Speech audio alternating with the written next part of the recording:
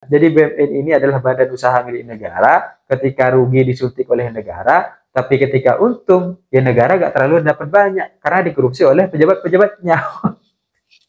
Jadi ini memang cukup membingungkan, tapi apapun itu, itulah keadaannya gitu. Sehingga benar Bapak Erick Thohir bahwa kasus korupsi gak bisa hilang dan hanya bisa ditekan. Kemudian terjadi di BUMN itu sendiri, tapi datang ke sana untuk curhat, bukan untuk melaporkan kasus-kasus korupsi.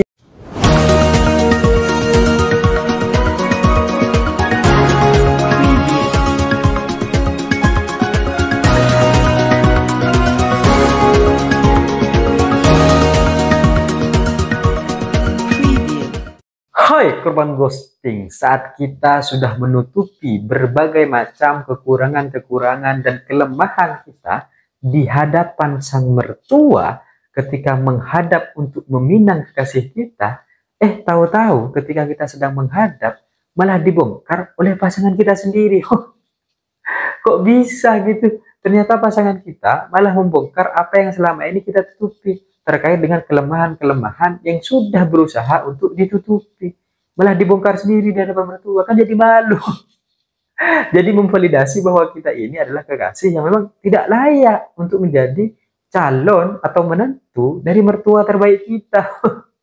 Dan hal-hal begini ini tidak hanya terjadi di antara pasangan, tapi juga di dalam berbagai macam konsep tatanan pemerintahan dan pejabat-pejabat kita yang sudah berusaha untuk ditutupi, berusaha untuk kemudian diperbaiki, tapi terlanjur dibongkar lebih dulu. Kita tahu bersama bahwa beberapa hari yang lalu terjadi pertemuan antara direksi BUMN dan Danantara yang kemudian juga dihadiri oleh Bapak Presiden Prabowo Subianto. Dan ketika giliran Bapak Presiden Prabowo Subianto memberikan arahan dan sambutan, semuanya langsung digelar tertutup. Karena di sana ada banyak direksi yang kemudian harus ditegur oleh Bapak Presiden Prabowo Subianto, dan itu yang kemudian disampaikan kepada media gitu. Tapi ketika kemudian hari ini ada satu pernyataan yang menarik dari Menteri BUMN Erick Thohir, ini memvalidasi dan memberikan berbagai macam jawaban-jawaban atas rasa penasaran yang selama ini sudah ada dan bergejolak. Jadi Pak Erick Thohir ini memvalidasi bahwa selama ini BUMN itu adalah sapi perah. Divalidasi ini gitu. Beliau mengatakan bahwa tidak bisa di dalam BUMN korupsinya itu dihilangkan, nggak bisa gitu. Misalnya ya kita menekan, nggak mungkin nih korupsi di BUMN hilang. Jadi sampai detik ini berbagai macam tindakan-tindakan korupsi di BUMN itu masih terus berlangsung dan terjadi. Live nih gitu, terus terjadi sampai hari ini gitu. Dan ini menjadi satu hal yang kemudian sangat mengasihani Bapak Presiden Prabowo Subianto yang selama ini sudah menutupi itu gitu. Jadi Erick Thohir datang ke KPK memberikan pernyataan yang mengatakan bahwa korupsi itu tidak bisa dihilangkan di BUMN sehingga kita hanya bisa menekan. Kemarin Bapak Presiden Prabowo sudah melakukan rapat tertutup dengan direksi dan Danantara untuk kemudian memberikan teguran-teguran. Jadi kasihan Bapak Presiden Prabowo sudah menutup, ternyata yang membongkar adalah Erick Thohir sendiri. Kita tahu bahwa beberapa hari kemarin ada pengumuman Kepala Kantor Staf Komunikasi Presiden Hasan Hasbi ini sudah mengundurkan diri. Tapi ternyata komunikasi pemerintah masih blunder. Disampaikan oleh menterinya Pak Erick Thohir gitu. Dan dari berbagai macam pernyataan Pak Erick Thohir di KPK ini memberikan dua jawaban atas dua pertanyaan. Jadi kalau kita bertanya apa sih yang sebenarnya yang disampaikan oleh Bapak Presiden Prabowo di dalam rapat tertutup itu, ya jawabannya adalah tentang kasus-kasus korupsi yang ada di BUMN. Ditegur direksi-direksinya itu gitu.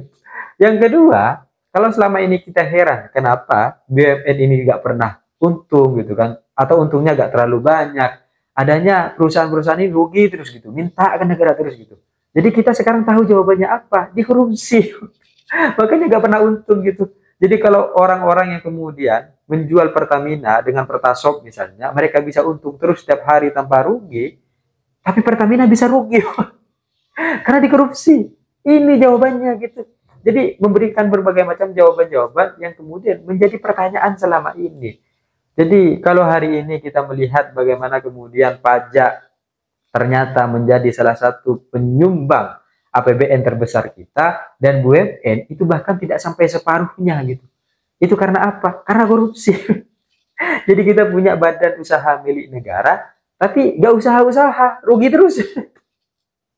Dan dari banyak berbagai macam kejadian-kejadian ini, kita bisa melihat bagaimana Erick Thohir datang ke KPK yang sudah pengetahuan tentang korupsi yang kemudian terjadi di BUMN itu sendiri, tapi datang ke sana untuk curhat, bukan untuk melaporkan kasus-kasus korupsi. Jadi datang ke KPK curhat gitu kan, tapi tidak melaporkan kasus-kasus korupsi yang kemudian terjadi di BUMN itu sendiri. Dan ke sana tujuannya adalah untuk konsultasi, ya kan? Untuk kemudian mensinkronisasikan tentang apa? Tentang anggota dewan ataupun dewan komisaris ataupun orang-orang yang kemudian menjabat sebagai dewan pengawas BUMN itu bukan penyelenggara negara, sehingga dia tidak punya kewajiban, mereka tidak punya kewajiban untuk melaporkan harta kekayaannya gitu, karena bukan penyelenggara negara. Nggak ada kewajiban laporan kekayaan harta penyelenggara negara, LHKPN, nggak ada punya kewajiban. Dan mereka juga tidak bisa dilaporkan dengan delik aduan kasus korupsi, nggak bisa, karena bukan penyelenggara negara. Jadi nggak ada pelaporan-pelaporan kasus korupsinya. Jadi benar sudah tindakan yang kemudian dilakukan oleh Erick Thohir ke KPK untuk konsultasi dan mensinkronisasikan. Karena dalam pasal 9G Undang-Undang BUMN 2025 itu sudah jelas mereka bukan penyelenggara negara. Jadi Erick Thohir nggak bisa melaporkan, tapi bisanya curhat. Jadi memang begitu ya. Jadi BUMN ini adalah badan usaha milik negara. Ketika rugi disuntik oleh negara, tapi ketika untung ya negara nggak terlalu dapat banyak karena dikorupsi oleh pejabat-pejabatnya.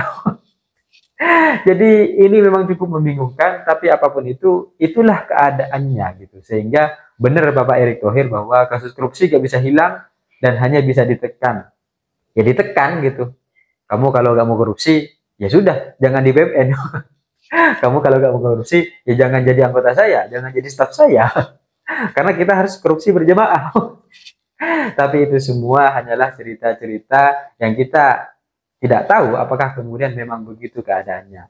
Tapi kalau dilihat dari berbagai macam rentetan-rentetan yang kemudian sudah disampaikan, ini adalah suatu bentuk validasi bahwa memang korupsi-korupsi yang terjadi itu adalah korupsi yang dilakukan secara sistematis dan terstruktur serta masif oleh berbagai macam kalangan dan lapisan yang ada di lembaga-lembaga tersebut. Jadi kita nggak boleh kecewa karena pada akhirnya gitu BUMN ini punya banyak Pertamina, PLN dan sebagainya gitu. Tapi mereka juga tidak bisa dilaporkan dan mereka juga tidak punya kewajiban untuk melaporkan harta kekayaannya. Jadi kalau mereka tiba-tiba kaya, gak ada masalah dan gak apa-apa gitu. Mau dibilang korupsi gak boleh. Karena mereka bukan penyelenggara negara. Terserah mereka mau dapat untung gratifikasi, gak apa-apa gitu. Bebas. Terserah. Tapi apapun itu ya kita terus berharap agar kemudian terjadi perbaikan pasca arahan-arahan yang sudah diberikan sehingga BUMN dan negara memang benar-benar bermanfaat untuk masyarakat Indonesia. Saya pikir itu cita-cita saya yang seperti Gibran, tapi saya sadar diri dan sadar posisi. See you, korban ghosting.